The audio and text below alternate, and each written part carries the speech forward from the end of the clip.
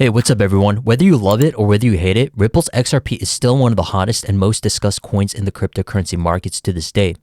Despite its fluctuations, I believe this coin still holds significant value and potential going forward in 2025, just based solely on the technical analysis alone, particularly Elliott Wave Theory, which I'm going to be discussing in depth for this video. So if you haven't seen my previous video or videos on Bitcoin, I'd continuously talked about the potential bottoming within the macro structure via a possible wave 4 of the primary degree, as you can see by this Elliott wave circle. If this happens and we find some kind of support over the next few weeks, we can definitely expect a strong recovery in the overall cryptocurrency markets, including altcoins. Now, I believe that we do have to be very specific about which altcoins we have to choose because we have already seen meme coins run this year. And that is why I'm starting to look into other coins that actually may have potential like XRP. More specifically, because XRP has been accumulating for the past 7 or 8 years in a large consolidated range. And that is why I think this has a lot of potential going forward. I also have another video where I explain on how to identify key trends in terms of cash flow between Bitcoin and the altcoin markets using the Bitcoin dominance theory. So if you haven't watched that video already, please make sure to check it out because I do go in depth on how we can identify a possible potential alt season coming in the next few weeks or months with the current data given. So with that being said, if we do find some kind of bottoming macro structure on Bitcoin with some room of error and change, we really could see altcoins blasting off. If in this case we do dump into lower territories, which is a real potential, I do think that XRP will likely see much lower levels, and that is definitely something that we have to keep an eye on. But for now, since we're trying to keep it simple and we want to stick with one narrative as much as we can until real invalidations occur, we just got to stick with the bullish narrative. And again, there's nothing wrong with being invalidated. It's just part of the game. So if we look at XRP, we could potentially be in a series of what's known as a nested 1-2 structure, where we continue to build upon a larger extension of a wave 3. Don't mind all of the internal counts because it does get quite complicated due to the accumulation over the past 7 or 8 years, like I mentioned. And within the Elliott Wave Theory, you work within what's known as degrees.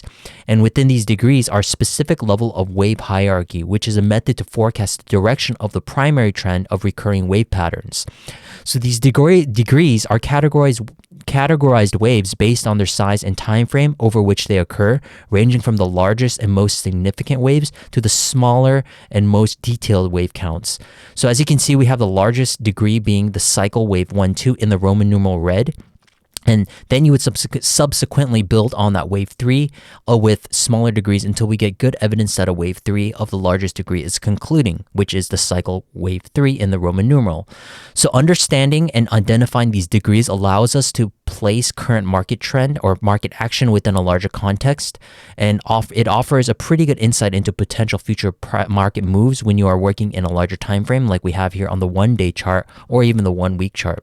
So the more data that's given, the better it is for the Elliott Wave Theory to work upon because you have more data simply. So within this case, again, since we have that cycle 1-2 assumed as complete, again, for corrective waves, you're looking for 3-wave moves in the fashion of a ABC or more complex structures such as WXYs or triple zigzags of WXYXZs. And for here, we have that possible WXY. It's pretty textbook and pretty clean for a possible conclusion for a wave 2 in the Roman numeral red. So if we're looking for the next degree to work upon the cycle wave 3, because that's what we're trying to achieve, we have to work within that degree 1 degree lower, which is the primary degree. And in order to achieve that primary wave 1 up into this region here, is that we have to create it as a possible leading expanding diagonal, which is one Elliott wave pattern. And this is when the STC case was happening. So the Elliott wave theory does a really good job in terms of identifying patterns based on the observations of these investor price movements. So as we saw huge fluctuations within the price, especially on the macro, this gave us a pretty good conclusion that this could be a leading expanding diagonal, although it doesn't have the best look, but it does pertain to the rules and guidelines of the Elliott Wave Theory of this specific pattern, which is more importantly, the wave 5 is longer than the wave 3, and the wave 3 is longer than the wave 1. And you ideally want to see wave 4 going into the territory of wave 1. So that completes our primary wave 1. And then we're looking for another 3-wave structure, which we have here as a possible WXY. Now, it gets more complex as you get more lower into the degrees because we have also a larger range to work with. Right now, for the current time being, I think that we have finished a possible WXY with a truncation of that C wave within that wave Y Y, because you want to be building an ABC with that in that wave Y. We have a possible 1, 2, 3, 4, 5, and that wave 5 met with a failure that didn't break below this previous wave 3, creating an orthodox bottom of some sort. And that's why we have a possible truncation in order to help mitigate the next structure to be being built.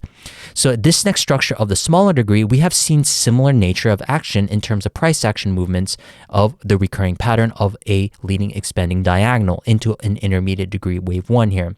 So again, we're moving into 1 degree lower of this wave 1, 2. So if that's the case, we're looking for this wave 3 to conclude now of the smaller degree in order to complete that primary wave 3 in this yellow here.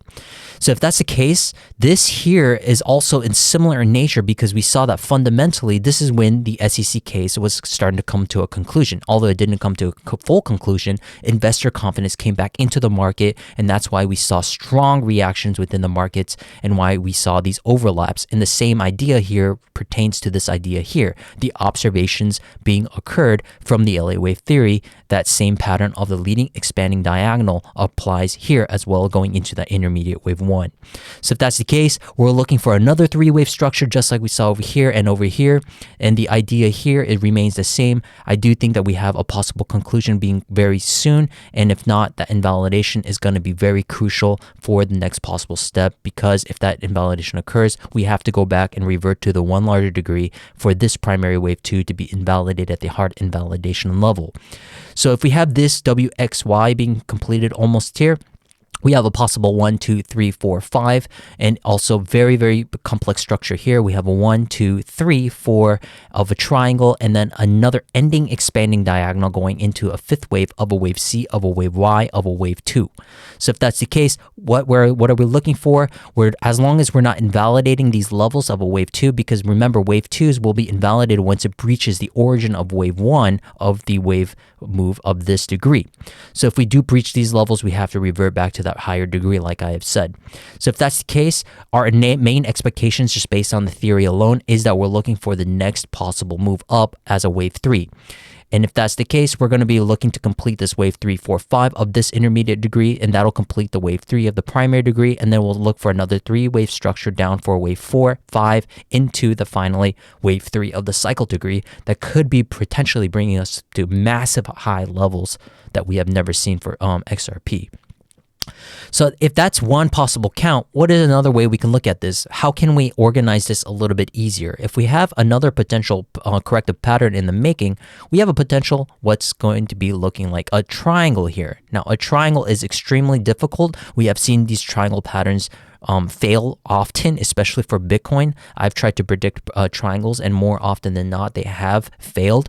But since XRP does have a large range to work with, this triangle just seems to be a large accumulation, and the only real mode of correction that I can find out of this is a possible triangle. Why? Because we're working in series of 3s. Now, alternatively, I said that this could be a leading expanding diagonal, but this could be, since this could be the beginning of a triangle, we're looking for a series of 3s rather than a series of 5 wave move ups. So we're looking for 3 waves up, 3 waves down, 3 waves up, 3 waves down. So in this case, we have a WXY, and remember, we can only have one complex wave count, which is a WXY in a triangle. The rest has to be simple zigzags as denoted as ABCs. So if we have that in the case here, we have the potential of an A, B, C going into that subwave B, and then we have another potential 3-wave going into this subwave C, another potential 3-wave move going into a subwave D, and then we have another potential of an ABC that's concluding just like we have in that first scenario for that subwave E. Now, for this idea to be invalidated, this will be easier to invalidate and have a more clear idea on where this invalidation will occur, as opposed to that 1-2 idea, is that the triangle idea for these subsequent waves being built, you cannot move beyond the origin of this previous wave, which is the C wave in this case. So if this AC trend line, which is known as the AC trend line, this BD trend line, same thing, this D wave should not be surpassing the B wave, this C wave should not be surpassing the A wave, and this E wave should not be surpassing this C wave. So since we have a pretty good idealized triangle being built here, this E wave, as long as it stays above the C wave of this triangle, this count remains valid. And I think that this count has a slightly better look because it gives us a better organization of the internal counts as opposed to those possible 1-2-1-2 ideas. And this idea, it would be reverting back to just working in one larger degree, which is the primary degree that we have here of this wave 3. And then again, a wave 4 is usually typically created as a possible wave 4 in a sideways structure, which is one possible way of looking at it is a triangle. Now, if this wave 4 is completed, we're looking for the same similar idea in terms of the structure and outcome of that first scenario, and that will just be concluding the bull market entirely as a primary wave 5. So this is why I think that we're still overall in a very bullish market. I think that we're going to be seeing XRP going massively to new highs, at least conservatively retest the previous highs, and we can reevaluate what kind of counts that could be built there, because it could be potentially working in a different flat of some sort, but who knows. But at this point, a 7 to 8 year accumulation that gives us sufficient evidence that we can be working with different Elliott wave patterns and working with a larger degree pattern that gives us a little bit more confidence or conviction that we may be poised to go for the upside into a possible wave 5. So hopefully that was helpful, ladies and gentlemen. That was just a quick update. I wouldn't focus too much on the fundamentals. I think the fundamentals are pretty much out of it now. We've already done a lot of the hard work or the backbone of it, which was the SEC case. I think just now is how the investors are going to be kind of stomaching or sponging in and how these wave counts are going to be applied for this current situation. I think that we are still building a possible narrative for the upside for this XRP specifically. Again, if you haven't seen my previous video on XLM, which is a sister coin, I do have a video on that as well, which is also building a similar type of pattern because it does follow the price action of XRP. So if you haven't watched that, please go watch that video as well. Thank you very much. If you haven't subscribed to my X-Force Discord membership, please do not hesitate to contact me. And also, if you haven't seen me on social media, come say hi at X. Come say hi to me, and it's at X-Force Global. I do a lot of my daily updates there as well. Thank you very much. I'll see you guys in the next video, and please make sure to subscribe and like the video. Thank you very much. Bye-bye.